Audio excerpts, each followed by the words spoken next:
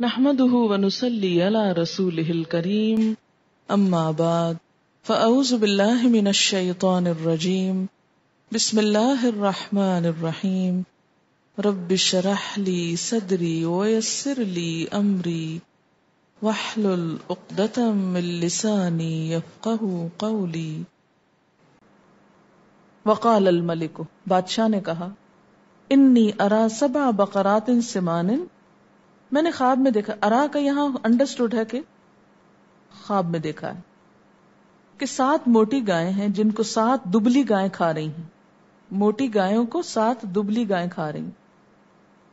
وسبع سنبلات خضر واخر یابسات، اور اناج کی 7 ہری بالیں ہیں. بال کس کو کہتے ہیں؟ وہ جو ایک سٹا سا ہوتا ہے. اور دوسری 7 سوکھی. یا ایھا الملأ، اے اہل دربار، افتونی فی رؤیایا، مجھے میرے خواب میں مدد کرو، مجھے جواب دو. افتونی، فتویٰ دو مجھ کو، تعبیر بتاؤ مجھ کو میرے خواب کی. ان کنتم للرؤیا تعبرون، اگر تم خواب کی تعبیر بتا سکتے ہو تو مجھے تعبیر بتاؤ. قالو، انہوں نے سنی خواب اہل دربار نے، اور سن کے کوئی سمجھا نہ. اضغاث احلام، کہنے لگے یہ تو گڑبڑ خواب ہے. اضغاث زغس کی جمع ہے، لکڑی کے گٹھے کو کہتے ہیں جس میں ہر طرح کی اچھی بری بڑی چھوٹی لکڑیاں ہوتی، کوئی چوڑی، کوئی موٹی، کوئی پتلی، کوئی کسی رنگ کی، کوئی کسی رنگ کی. کہا کہ یہ تمہارا خواب جو ہے نا ایسے ملے جلے خیالات ہیں، یہ خام خیالی ہے، خیال خواب ہیں جیسے ہم کہتے ہیں. زغسہ کا مطلب ملانا بھی ہوتا ہے، کپڑے کو دھونا اور صاف نہ کرنا. اضغاث الاحلام کا کیا مطلب ہوا؟ احلام خواب کو کہتے ہیں نا ایسے خواب جن کی کوئی تعبیر نہیں، گڑبڑ قسم کے، بے جوڑ قسم کے. وما نحن بتأویل الاحلام بعالمین، اور ہم کوئی خوابوں کی تعبیر تھوڑی جانتے ہیں، ہمیں کیا پتا، ہمارا یہ کام تھوڑی ہے. اس سٹائل میں تو نہیں کہا ہوگا لیکن یہی میسج دیا. وقال الذی نجا منہما، اور ان دونوں میں سے وہ ایک جو نجات پا کے نکلا تھا قید خانے سے، وَادَّكَرَ بَعْدَ أُمَّةٍ، ایک مدت بعد اس کو یاد آیا. یہ وَادَّكَرَ اصل میں کیا تھا؟ وَالذَّكَرَ، ذکر سے یاد آ گئے، ادھکار سے. اصل میں یہ کیا ہے؟ ذکر. اس کو یاد آ گیا. أَنَا أُنَبِّئُكُمْ بِتَأْوِيلِ، میں بتاتا ہوں تم کو اس کی تعبیر. فَأَرْسِلُونِي، بھیجو مجھ کو، مجھے چھوڑو میں پوچھ کے آتا ہوں تعبیر. بھاگا بھاگا قید خانے میں آیا، آ کے کہتے یوسف ایھا الصدیق، یوسف اے دوست، افتنا فی 7 بقرات سمان، ہم کو جواب دو، تعبیر بتاؤ کہ 7 موٹی گائیں ہیں. یأکلہن 7 عجاف، جن کو 7 پتلی گائیں کھا رہی ہیں. وسبع سنبلات خضر، 7 ہری بالیاں، واخر یابسات، اور کچھ خشک.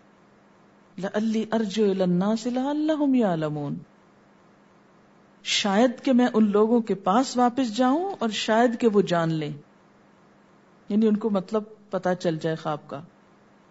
قال، یوسف علیہ السلام نے تعبیر بتائی. تزرعون 7 سنین دأبا، کہ 7 برس تک لگاتار تم لوگ کھیتی باڑی کرو گے. دأبا، دأب کہتے ہیں نا حالت کو، عادت کو. فما حصدتم، جو کاٹو تم، فذروہ، تو چھوڑ دو اس کو، فی سنبلہ، اسی کے خوشے میں. جو تم کاٹو فصل کو تو اس کے دانے نہیں نکالنا، ان کے خوشوں میں ہی رہنے دینا. اور یہ طریقہ بھی ساتھ بتا رہے ہیں غلے کو محفوظ کرنے کا، کیونکہ جب تک دانا اپنے خول سے باہر نہیں آتا اس کو گھن نہیں لگتا. الا قلیلا مما تأکلون، مگر تھوڑا تھوڑا جو اس میں سے تم کھاتے ہو وہ ساتھ ساتھ صاف کرتے رہو.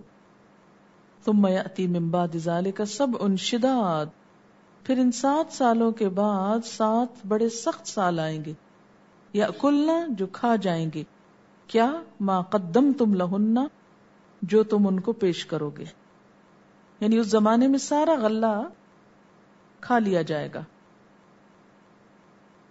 الا قلیلا مما تحسنون، مگر بہت تھوڑا اس میں سے جو تم محفوظ رکھو گے، یعنی دوبارہ کاشت کرنے کے لیے. ثم یأتی من بعد ذلک عام، پھر آئے گا اس کے بعد ایک سال، فیہ یغاث الناس، جس میں لوگوں کی فریاد رسی ہوگی. غیث کہتے ہیں بارش کو جو بڑے انتظار کے بعد آئے، تو یغاث یعنی خوب بارشیں برسیں گی.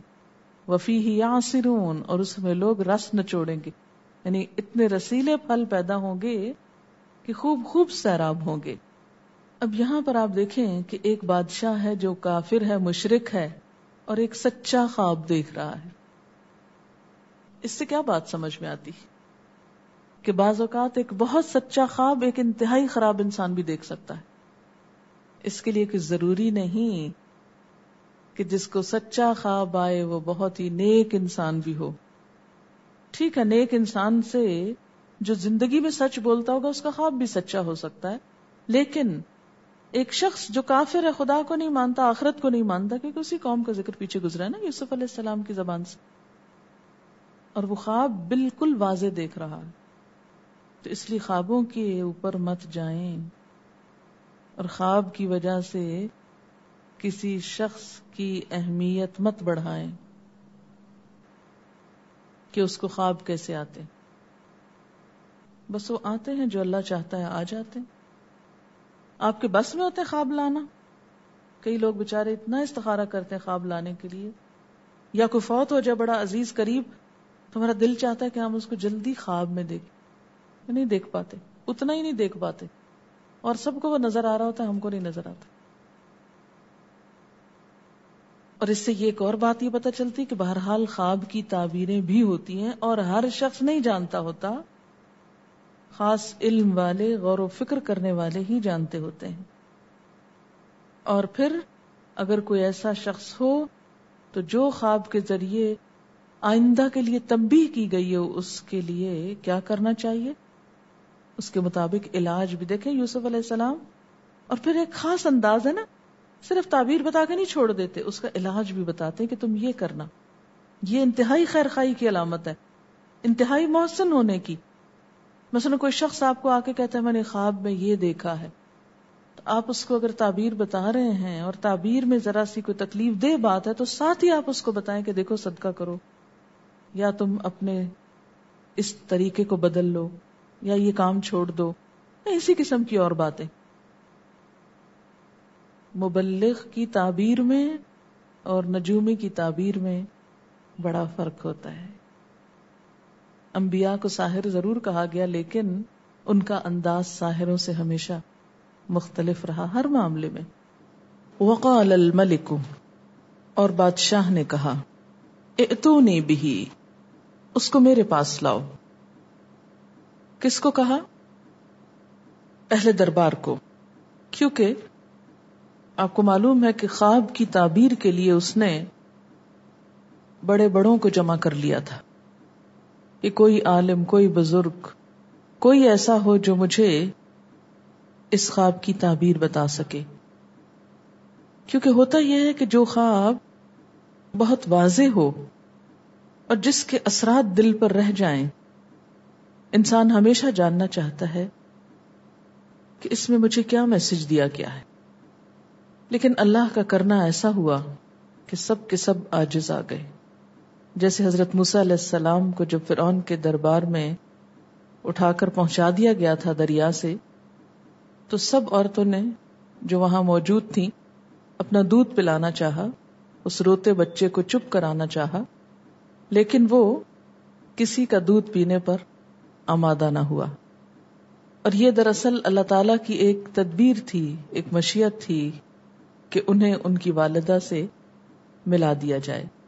اسی طرح یہ بھی اللہ تعالیٰ کی ایک تدبیر تھی کہ یوسف علیہ السلام کو اس مشکل سے نکالا بھی جائے اور اس کے ساتھ ساتھ بلند مقامات تک پہنچایا جائے، کہ ہر طرف سے لوگ سمٹ کر آ جائیں، اکٹھے ہو جائیں اور اپنے علم میں، قابلیت میں عاجز ہو جائیں، اور پھر اس کے مقابلے میں یوسف علیہ السلام کو ایسی اہمیت اور وقت دی جائے کہ لوگ واقعی ان کی اہمیت کو مان جائیں. وقال الملک ائتونی بہ، بادشاہ نے اہل دربار سے کہا اس کو میرے پاس لاؤ. فلما جاءہ الرسول، تو جب اس کے پاس یعنی یوسف علیہ السلام کے پاس ایلچی آیا، پیغام لے کر آنے والا آیا کہ بادشاہ بلا رہے ہیں، قال، تو یوسف علیہ السلام نے کہا ارجع الی ربک، اپنے آقا کے پاس واپس جاؤ، میں ابھی نہیں آتا، میرا جیل سے نکلنا ایک شرط کے ساتھ ہے. اور وہ کیا؟ کہ جاؤ فاسألہ، پوچھو اس سے. کیا پوچھو؟ ما بال النسوۃ اللاتی قطعن ایدیہن، کیا حال ہے ان عورتوں کا، ان خواتین کا جو اپنے ہاتھ کاٹ بیٹھی تھی، کیا وہ ابھی تک اسی حال میں ہیں یا ان کی سوچ کچھ بدل چکی ہے؟ ان ربی، بے شک میرا رب تو بکیدہن علیم، ان کی چال کو جانتا ہے. لیکن میں یہ چاہتا ہوں کہ جس الزام میں مجھ کو یہاں بھیجا گیا تھا وہ الزام دھلنا چاہیے. انہوں نے ایسا کیوں چاہا؟ اور فوراً ہی اجازت ملتے ہی یا بلاوا آتے ہی، اور وہ بھی بادشاہ کا بلاوا آتے ہی، بے سوچے سمجھے جیل سے کیوں نہ نکل آئے؟ اس میں آپ کی شخصیت اور کردار کی عکاسی ہوتی ہے کہ جلد باز نہ تھے، سوچ سمجھ کر معاملات طے کرنے والے تھے. دین کی دعوت دینے والے کے لیے جلد بازی جتنی نقصان دہ ہوتی ہے اتنی شاید ہی کوئی اور چیز. اسی لیے کہا جاتا ہے نا کہ العجلۃ من الشیطان، جلد بازی شیطان کا کام ہے. کاموں کو وقت پہ کرنا، اچھے طریقے سے کرنا، یہ تو پسندیدہ ہے، اول وقت پہ کرنا بہت پسندیدہ ہے، لیکن جلد بازی پسندیدہ نہیں. مثلا مسجد میں جا کر آپ دوڑ نہیں سکتے خواہ جماعت کھڑی ہو چکی ہو، یہ جلد بازی ناپسندیدہ ہے. اگر آپ کو واقعی پہلی صف میں کھڑے ہونے کا ثواب چاہیے تھا یا جماعت کو پا لینے کا ثواب چاہیے تھا تو آپ کو جلدی گھر سے نکلنا چاہیے تھا. لیکن اگر آپ گھر سے لیٹ نکلے ہیں تو اب مسجد کے دروازے پہ پہنچ کے دوڑے مت لگائیں، اس سے نمازیوں کی نماز ڈسٹرب ہوگی. اب ایک طرف کیا کہا گیا کہ اول وقت کی نماز افضل ہے اور پہلی تکبیر پہ پہنچ جانا افضل ہے، لیکن دوسری طرف کیا کہا گیا کہ دوڑ کے نہیں آؤ، اب بھگدڑ نہیں مچاؤ. تو یہی فرق ہے دراصل وقت پہ کام کرنے کو اور جلد بازی کرنے میں. ہمارا حال عموماً یہ ہوتا ہے کہ ہم خرگوش کی طرح سوئے رہتے ہیں اور جب آنکھ کھلتی ہے تو پھر چھلانگے لگانا چاہتے ہیں، وقت پہ کام نہیں کرتے. تو جو شخص خاص سلو ہو لیکن مستقل مزاجی کے ساتھ کام کر رہا ہو وہ بالآخر کامیابی کی منزل کو پہنچ جاتا ہے اور بہت سے تیز چلنے والوں سے بھی آگے نکل جاتا ہے. انسان کی قابلیت صرف اس کی بہت اچھی ذہانت میں، اس کی تعلیم میں اور اس کی اور کچھ خوبیوں میں ہی نہیں، اس کی کامیابی اس کی حکمت اور سمجھداری میں بھی ہے، اور یہ بھی ضروری ہے. یوسف علیہ السلام ان ساری خوبیوں کا مجموعہ نظر آتے ہیں جو ایک داعی کے اندر ہونی چاہیے، کہ نہ تو تکلیف پر آہو فغاں چیخنا چلانا. انہوں نے وہ 3 دن کنویں میں رو رو کے نہیں گزارے، کوئی ایسی رپورٹ نہیں ملتی کہ جب بچہ نکالا گیا تو وہ رو رو کے نڈھال تھا. نہیں، اتنی بڑی آفت کے باپ سے دور کر کے کنویں میں پھینک دیا گیا، اور وہ اس وقت کوئی 40s میں بہت سمجھدار متحمل بردبار نہیں تھے، وہ ٹین ایجر تھے. ہم عموماً غلط کام کر کے کیا تعویل کرتے ہیں، ہم چونکہ ٹین ایجر ہیں اس لیے ہماری تو ریکوائرمنٹ ہے کہ ہم بدتمیزی کریں، بد اخلاقی کریں، ہر غلط کام کریں. یہ ایک بہت خوبصورت نام دے دیا گیا ہے غلط کاموں کو ڈھانکنے کا. محمد بن قاسم بھی ٹین ایجر تھا جب اس نے سندھ فتح کیا تھا. تو آج کے ٹین ایجرز اپنے آپ کو صرف غلط کاموں کے لیے ہی کیوں جسٹیفائی کریں؟ بعض لوگ بڑی عمر کو پہنچ کر بھی جلد بازیاں نہیں چھوڑتے اور بعض شروع سے ہی متحمل مزاج ہوتے. حضرت ابراہیم علیہ السلام کی بھی یہی صفت بتائی گئی تھی کہ حلیم تھے، حلم والے، متحمل مزاج. اور دین میں اور تبلیغ میں خاص طور پر یہ نکتہ بڑا اہم ہے کہ جلد بازی نہ کی جائے. پھر آپ دیکھیں کہ ان پہ مصیبتوں پر مصیبتیں آئیں. کوئی بے صبرا پن، کوئی چھچورا پن، کوئی چیخنا چلانا اور کوئی ایسی حرکت کرنا نظر نہیں آتا جو ان کی شخصیت کو مسخ کرے. اور اب جب جیل سے نکالے جانے کا پیغام آ رہا ہے، بادشاہ بلا رہا ہے، خوشی کی بات ہے، عزت کی بات ہے، تو بھی کوئی جلد بازی اور چھچورا پن نہیں اور کوئی آپے سے باہر ہونا نہیں. ہمارا حال بالکل الٹ ہوتا ہے. اذا مسہ الشر جزوعا اذا مسہ الخیر منوعا. مصیبت آتی ہے جزا فضا شروع کر دیتے ہیں، خیر ملتی ہے تو اپنے تک ہی روک لیتے ہیں.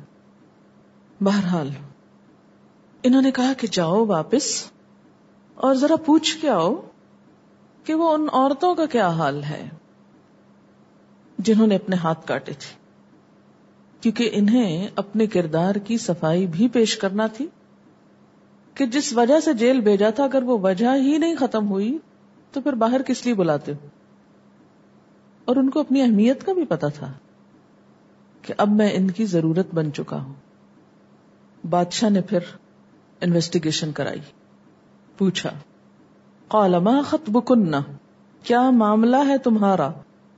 خیطب خاطب، معاملہ بات چھوٹی ہو یا بڑی، عموماً امر مکروہ یا امر عظیم کے لیے آتا ہے، ناپسندیدہ چیز کے لیے بھی استعمال ہوتا ہے. حضرت ابراہیم علیہ السلام کے پاس جب وہ فرشتے آئے تھے تو انہوں نے کیا کہا تھا؟ قال ما خطبکم ایھا المرسلون، کیا معاملہ ہے تمہارا اے بھیجے جانے والو، کیا پیغام لے کر آئے ہو، کھانا جو نہیں کھا رہے ہو. قال ما خطبکن، کہا کیا معاملہ ہے تمہارا؟ اذ راوتن یوسف عن نفسہ، جب تم نے پھسلانا چاہا تھا یوسف کو اس کے نفس سے. قلنا، کہنے لگی، حاشا للہ، پاکی اللہ کے لیے. یہ محاورتاً بول رہی ہیں، چاہے زبان محسوس کریں یا نہ. ما علمنا علیہ من سوء، ہم نے اس میں کوئی برائی نہیں دیکھی، ہم اس کے بارے میں کوئی برائی نہیں جانتے، ہمارے سامنے اس کی کوئی برائی نہیں ہے. اب آپ دیکھیے کہ وہی عورتیں جنہوں نے مل کر ایک سازش کی تھی باقی لوگوں کے ساتھ کہ یوسف علیہ السلام کو جیل خانے بھیج دیا جائے، کیونکہ یہ پیچھے آ چکا ہے نا کہ ثم بدا لہم، پھر ان کے لیے یہ بات ظاہر ہوئی یا ان کو یہ بات سمجھ میں آئی، من بعد ما رأوا الآیات لیسجننہ حتی حین. تو اس میں یہ سب کا مشورہ شامل تھا، یعنی صرف امرأۃ العزیز نے ان کو جیل خانے نہیں بھجوایا تھا. بہرحال اتنے میں عزیز کی بیوی بھی بول اٹھی. قالت امرأۃ العزیز، عزیز کی بیوی کہنے لگی، الآن، اب، حص الحق، واضح ہو گیا حق، اب بات کھل گئی، حق سامنے آ گیا. اصل میں ہے سواد ہی ہے جس کا معنی ہے واضح ہو جانا، حس، لیکن حس تکرار کے لیے آیا ہے. اور تکرار کیوں آئی ہے؟ مبالغے کے لیے. حس انا راوتہ عن نفسہ، میں نے اس کو پھسلایا تھا اس کے نفس سے، میں نے پھسلانا چاہا تھا. وَإِنَّهُ لَمِنَ الصَّادِقِينَ، اور بے شک وہ بالکل سچوں میں سے ہے. اس عورت نے اعتراف کر لیا، اعتراف جرم، میرا قصور تھا. اور ہو سکتا ہے کہ اتنے بھری مجلس میں اپنی غلطی کا اقرار اللہ کو ایسا پسند آیا ہو کہ اسے ایمان کی توفیق بخش دی ہو، کیونکہ گناہ کا اعتراف اللہ کو بہت پسند ہے. میرا قصور ہے، میری غلطی. اور اس پر اصرار شیطانی رویہ ہے جو انسان کو اللہ سے دور کر دیتا ہے. ذالک، یہ بات اس لیے کہی جا رہی ہے، لیعلم، تاکہ وہ جان لے. کون جان لے؟ عزیز مصر جان لے. انی، کہ میں نے، لم اخن ہو، نہیں خیانت کی اس کی، بالغیب، غائبانہ طور پر. وان اللہ لا یہدی کید الخائنین، اور یہ کہ اللہ خیانت کاروں کی چالوں کو کامیابی کے رستے پہ نہیں لگاتا. وما ابرئ نفسی، اور میں اپنے نفس کو بری نہیں کرتا.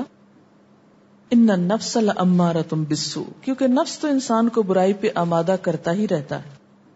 الا ما رحم ربی، مگر جو رحم کرے میرا رب، یا جس پہ میرا رب رحم کرے. ان ربی غفور الرحیم، بے شک میرا رب غفور الرحیم ہے.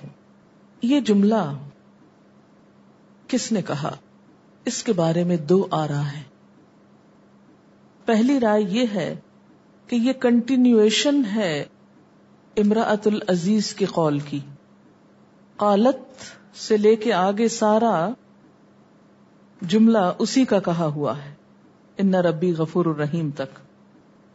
اور جو یہ تفسیر کرتے ہیں ان کا کہنا کیا ہے کہ چونکہ ایک ہی بات ہو رہی ہے تو اس صورت میں پھر معنی کیا ہوگا؟ ذالک لیعلم انی لم اخنہ بالغیب، تاکہ وہ جان لے، یعنی شوہر جان لے کہ میں نے اس سے خیانت نہیں کی تھی.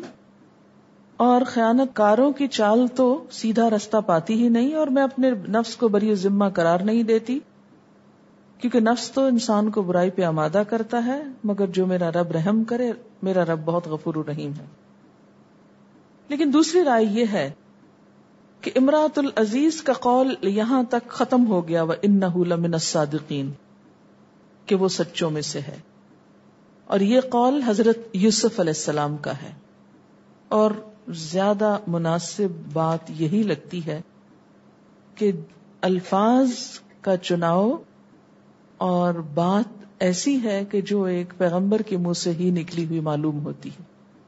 کس طرح کہ یوسف علیہ السلام نے یہ سب کچھ اس لیے انویسٹیگیشن کرائی، اپنے سے الزام اس لیے ختم کرایا، وہ جو چارجز تھے ان کو بند کرایا، تاکہ اس عورت کا شوہر بھی جان لے کہ یوسف علیہ السلام کا قصور نہیں تھا، اور سب لوگ یہ جان لیں کہ جو خیانت کرتے ہیں ان کی چالیں کامیاب نہیں ہوتی. اور یہ کہ میں اپنے نفس کو بری ذمہ نہیں کرتا.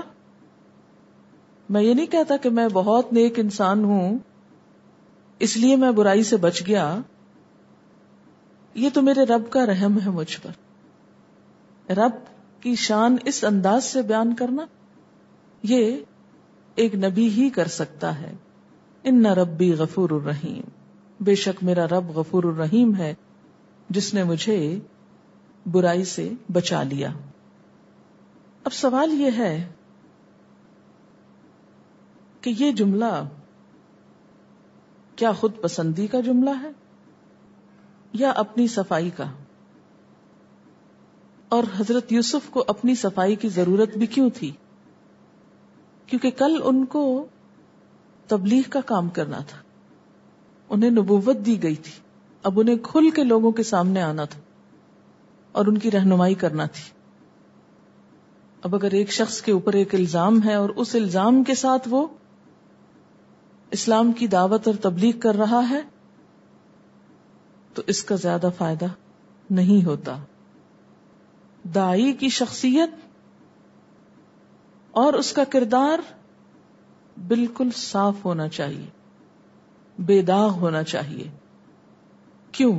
اس لیے کہ جس انسان کو لوگ بندوں کے معاملے میں امانت دار نہ سمجھیں، اسے خدا کے معاملے میں امانت دار نہیں سمجھ سکتے.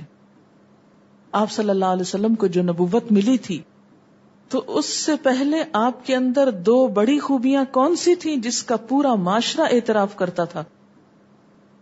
امانت اور صداقت. دین کے کام میں ان 2 کوالٹیز کے بغیر کام نہیں چل سکتا. اس میدان میں کوئی دھوکے باز کامیاب نہیں ہو سکتا، جھوٹ کو راہ نہیں مل سکتا. جو شخص بھی دین کا کام کرنا چاہے اسے سب سے پہلے اپنے اندر سے یہ 2 خرابیاں دور کرنی ہوگی، جھوٹ اور خیانت. حد درجے کا سچا ہونا، اور صرف سچا نہیں ہونا، لوگوں میں سچا کہلوانا بھی. سب کہنے لگے نا انہ لمن الصادقین، خراج تحسین ملا تھا. حضرت یوسف علیہ السلام کے بارے میں بھی یہی بات ثابت ہوئی کہ یہ سچے ہیں. دیکھیں نا، آپ جب لوگوں کو دین کی بات بتاتے، اللہ کی بات بتاتے، اور آپ لوگوں میں جھوٹے مشہور ہیں، تو کون آپ کی بات سنے گا؟ اور جھوٹا کوئی کب مشہور ہوتا ہے؟ جب اس کے جھوٹ کھلے، اور جھوٹ کھل کے رہتا ہے. جھوٹ کبھی بھی چھپ نہیں سکتا. اور آپ دیکھیں کہ صحابہ کرام کی سب سے بڑی خوبی یہ تھی کہ جھوٹ نہیں بولتے تھے. بعض صحابہ کہتے ہیں کہ ہم نہ جھوٹ بولتے تھے، نہ ہمیں معلوم تھا جھوٹ کیا ہوتا ہے. جھوٹ سے ہمارا کوئی تعلق نہیں تھا. اور ہم اپنی زندگیاں ذرا دیکھیں، بات بات میں جھوٹ چھپا ہوا ہوتا ہے. بچوں سے جھوٹ بولا جا رہا ہے، مذاق میں جھوٹ بولا جا رہا ہے، ٹیلی فون پہ جھوٹ بولا جا رہا ہے، دروازے پہ جھوٹ بولا جا رہا ہے، ہر دوسری بات میں جھوٹ شامل. تو سب سے پہلی چیز جھوٹ کو خیر بات کہیں، اور دوسری چیز امانت، کہ جو ذمہ داری دی جائے، جو کام سر لیں اس کو نبھائیں، اس میں خیانت نہ ہو. کیونکہ خیانت کار لوگ اللہ کے دین کے کام کے قابل نہیں ہوتے.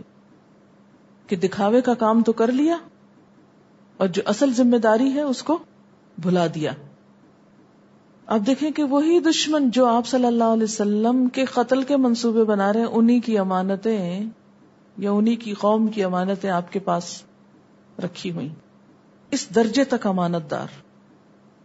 ان اللہ لا یہدی کید الخائنین.